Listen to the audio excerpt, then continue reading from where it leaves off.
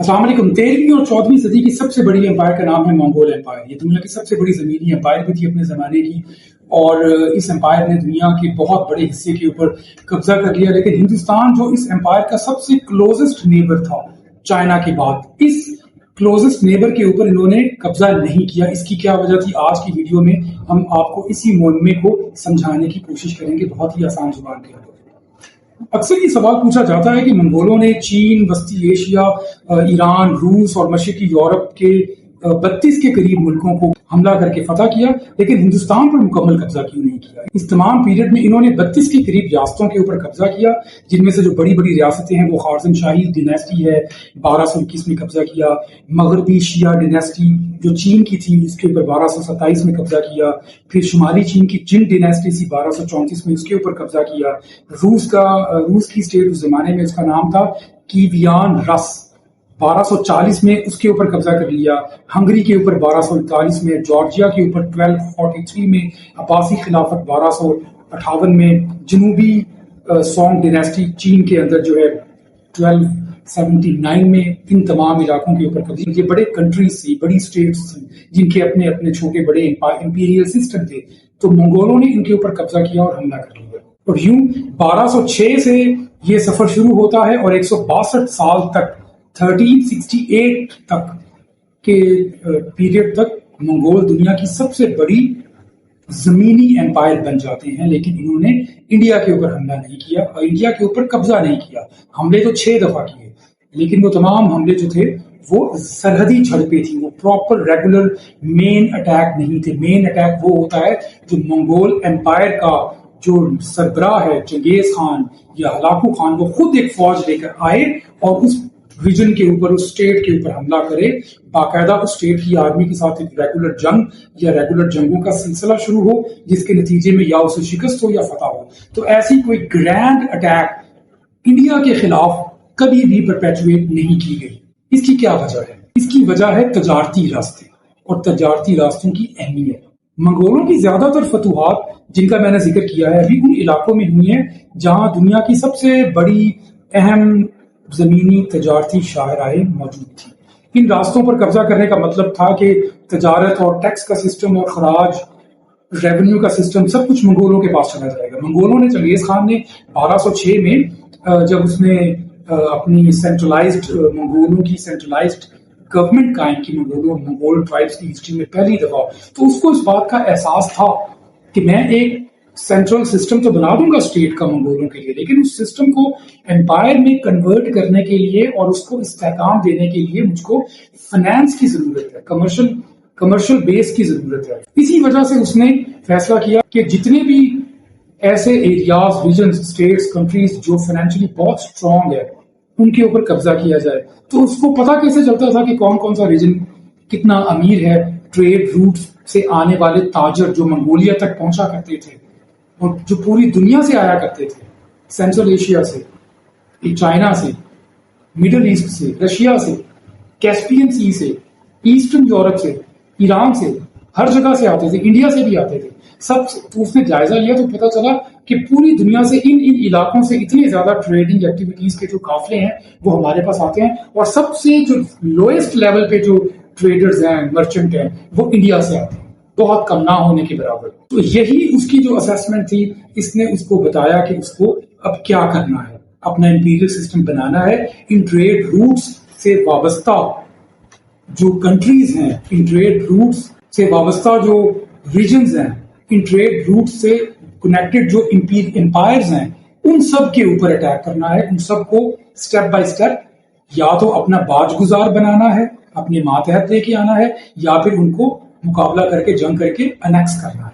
और यही उसने किया। अब वो कौन कौन से इंपॉर्टेंट ट्रेड रूट्स हैं, उसके बारे में बात करते हैं। सिल्क रूट ये दुनिया का सबसे बड़ा ट्रेडिंग एक्टिविटी का हब था 14th सेंचुरी के अंदर। ये चीन से सेंट्रल एशिया, ईरान और मेडिटेरेनियन सी तक फैला हुआ था। उसके बाद है शुमाली सिल्क रूट। ये मंगोलिया, कराक्रम, अल्ताई के पहाड़ों और कजाकिस्तान से गुजरने वाला एक ट्रेड रूट था। जनूबी सिल्क रूट ये काशगर, समरकंद, बुखारा, मर्व, नीशापुर, रे और तबरेज से होता हुआ शाम तक जाया करता था। ट्रांस ऑक्सियाना ماوراء نہر جسے اردو میں کہتے ہیں، یہ سمرقند اور بخارا کو چین اور ایران سے الٹرنیٹو راستوں سے ملاتا تھا۔ پھر اس کے بعد خارزم شاہی ڈیناسٹی نے بھی اپنا ایک ٹریڈ سسٹم بنایا تھا، سینٹرلائزڈ کر دیا تھا، اسے اسٹیٹ کی پروٹیکشن بھی دی تھی۔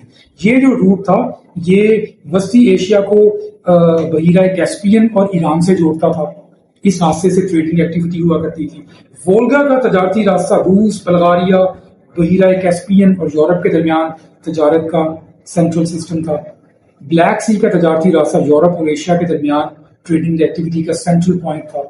شمالی چین کا گرینڈ کینال اور زمینی شاہراہوں کا وہ بڑا وسیع نیٹ ورک جو چائنا ہی کے دوسرے علاقوں سے، شمالی چائنا کو جنوبی چائنا سے، اور جنوبی چائنا کو مشرقی چائنا سے، اور مشرقی چائنا کو مغربی چائنا سے کنیکٹ کرتا تھا۔ تو منگولوں نے ان تمام علاقوں پر قبضہ کیا ہے 1206 سے لے کر 1279 تک۔ امپائر تو ان کی 1668 تک رہی ہے، لیکن اس کے بعد یہ ان کا ڈکلائننگ پیریڈ تھا۔ تو اپنے عروج کے اندر، اپنے رائز کے اندر انہوں نے 73 سالوں میں 1206 سے لے کر 1279 تک، یہ 73 ایئرز بنتے ہیں، تو ان 9 ٹریڈ روٹس کے اوپر انہوں نے ان 73 ایئرز میں قبضہ کیا۔ ہندوستان ان میں اس لسٹ میں 10ویں نمبر پر آتا تھا، یہ ان کی پرائورٹی میں سب سے آخر میں تھا، اسی لیے انہوں نے ہندوستان پہ پراپر گرینڈ اور مین اٹیک کبھی نہیں کیا۔ منگولوں کی 6 جنگیں ہیں ہندوستانیوں کے ساتھ، دہلی سلطنت کے ساتھ، وہ 6 کی 6 جنگیں منگول آرمی کے درمیانے درجے کے کمانڈر کی زیر سرکردگی بھیجی جاتی تھی، اور اس کا پرپس جو تھا وہ سرحدی کنٹرول کرنے کے لیے ہوا کرتا تھا۔ اس کا مین پرپس کبھی بھی ہندوستان کو کیپچر کرنا نہیں ہے۔ اب بتائیے کہ یہ جو ٹریڈ روٹس جن کا میں ذکر کر رہا ہوں، ان ٹریڈ روٹس کے اوپر منگولوں نے کب قبضہ کیا؟ سلک روٹ، شمالی چین، Sinkiang, Kashgar, Samarkand, Bukhara, Iran, Anatolia, بحیرہ روم، 1211 سے شروع ہوتا ہے یہ سلسلہ ان کو قبضہ کرنے کا، 1279 تک ڈفرنٹ فیزز میں اس روٹ کے اوپر قبضہ کیا۔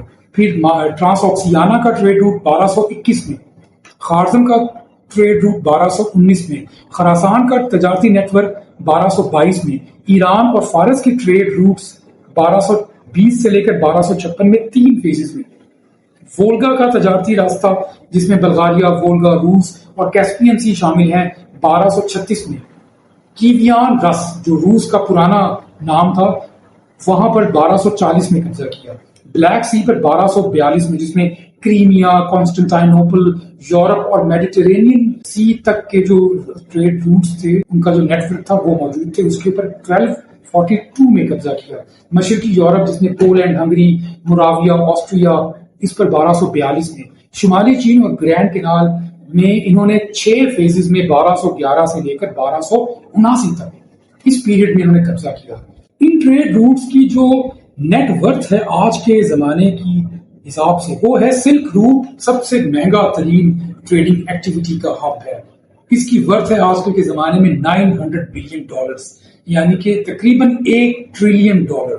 ٹرانس آکسیانا $200 بلین سے بھی زیادہ، ایران کیسپین کوریڈور یہ تقریباً $150 بلین، بلیک سی کا trade region $700 billion, Grand Canal اور نارتھ چائنا تقریباً $2000 بلین۔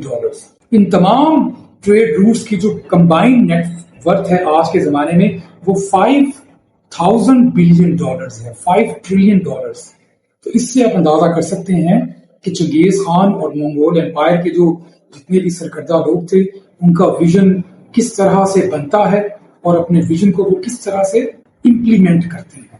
اب آ جائیے ہندوستان کا یہ زمینی ٹریڈ کے نیٹ ورکس کے اندر 11ویں 12ویں صدی میں ان کا تعلق بالکل تھا، لیکن وہ بہت کم تھا، اسی لیے وہ 9ویں 10ویں نمبر پر آتے ہیں، لیکن ہندوستان کی ٹریڈنگ ایکٹیویٹیز بہت زیادہ تھیں۔ ہندوستان کی ٹریڈنگ ایکٹیویٹیز 12ویں اور 13ویں صدی کے اندر 75% سے بھی زیادہ سمندری راستوں سے ہوا کرتی تھی، اور سمندری راستے کبھی بھی منگول امپائر کے لیے اٹریکشن کا سبب نہیں رہے۔ آپ منگولوں کی پوری ہسٹری ان کی نکال کر دیکھیے، منگولوں نے جتنی بھی بیٹلز کی ہیں انہوں نے کوئی بھی بیٹل سمندری تجارتی راستوں کے اوپر قبضہ کرنے کے لیے نہیں کی۔ اگر کیسپین سی یا بلیک سی کے ٹریڈ نیٹ ورکس کو انہوں نے کنٹرول کیا تو وہ بھی زمینی راستے تھے، زمینی راستوں کو کے ٹریڈنگ نیٹ ورکس کو جب انہوں نے کیپچر کر لیا تو بلیک سی اور کیسپین سی آٹومیٹیکلی ان کی سوزرینٹی کے اندر ان کے کنٹرول میں آ جاتے ہیں۔ اس کے لیے اسپیسیفکلی ان کو جو ہے وہ سی وارفیئر نہیں کرنا پڑا. تو ہندوستان کی جو ٹریڈ ایکٹیویٹیز تھی وہ گجرات کی بندرگاہوں سے ہوتی تھی. ہندوستان کی سب سے زیادہ جو ٹریڈ ایکٹیویٹیز تھی وہ اس میں گجرات نمبر 1 تھا. گجرات 450 سال تک جب تک ایسٹ انڈیا کمپنی ہندوستان میں آ نہیں جاتی، ہندوستان کی سب سے زیادہ ٹریڈ ایکٹیویٹیز گجرات کے ساحلی علاقوں سے ہوا کرتی تھی. اس کے بعد سندھ کے ساحلی علاقے سے بھی کافی حد تک ٹریڈنگ ایکٹیویٹیز ہوا کرتی تھی.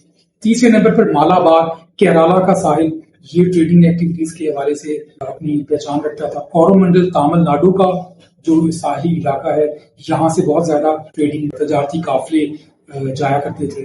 پھر بنگال کی بندرگاہوں کی بھی بڑی اہمیت تھی.